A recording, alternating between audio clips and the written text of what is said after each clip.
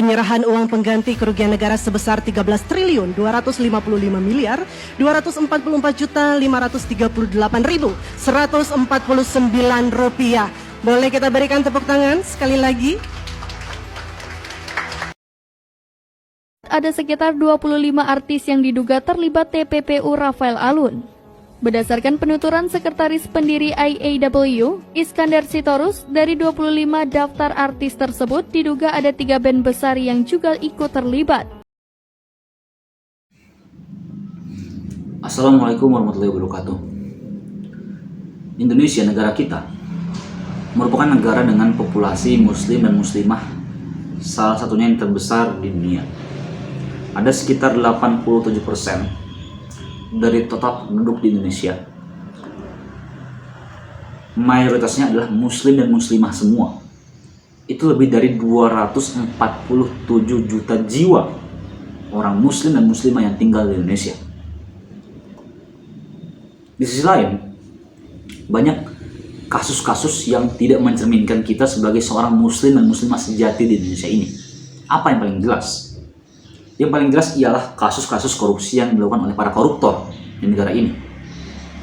Baik, jadi di sini saya, Sakti Akbar Faistovana, mahasiswa akuntansi asal IBI Kesatuan Bogor, akan menjelaskan kepada audiens semua mengapa hal ini bisa terjadi. Baik, untuk hipotesis saya ialah kenapa tindak pidana korupsi ini sangat marak terjadi di negara kita, karena banyaknya oknum-oknum muslim dan muslimah yang memiliki level keimanan dan ketakwaan yang rendah pula. Mengapa hal ini bisa terjadi? Tentunya yang pertama kita harus tahu dulu apa itu definisi keimanan dan ketakwaan. Yang pertama, iman. Iman secara bahasa berasal dari kata amuna yu'minu, yang berarti percaya atau membenarkan. Sedangkan takwa berasal dari kata waqo, yang berarti menjaga atau melindungi. Untuk iman, ini artinya kita melakukan pembenaran hati terhadap ajaran Allah yang dibuktikan secara ucapan dan amal perbuatan. Dan takwa, yang berarti kita itu paham bahwasanya Allah selalu melihat kita dimanapun kita berada, dalam kondisi apapun. Dan kita bukan hanya sekedar rasa takut, tetapi kesadaran untuk selalu berada di jalan yang benar. Untuk dalilnya, dalil keimanan dan ketakwaan itu sendiri sudah sangat gamblang dijelaskan dalam Al-Quran. Salah satunya ada di Quran surat Al-Hujurat ayat 13 yang berbunyi, A'udzu billahi minasyaitonir rajim. Bismillahirrahmanirrahim. Ya ayyuhan nasu inna khalaqnakum min zakarin wa untha wa ja'alnakum syu'uban wa qabaila lita'arafu inna akramakum indallahi atqakum innallaha alimun khabir. Yang artinya, wahai manusia, sungguh kami telah menciptakan kamu dari seorang laki-laki dan seorang perempuan. Kemudian kami jadikan kamu berbangsa-bangsa dan bersuku-suku, agar kamu saling mengenal.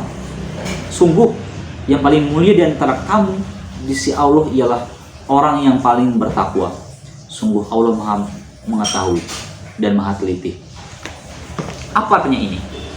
Artinya meskipun di Indonesia punya banyak umat Islam dari berbagai latar belakang, yang membuat kita benar-benar mulia di sisi Allah hanyalah takwa, bukan identitas kita sebagai penganut Islam semata.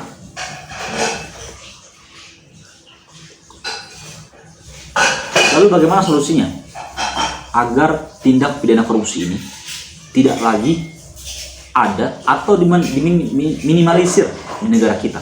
Yang pertama,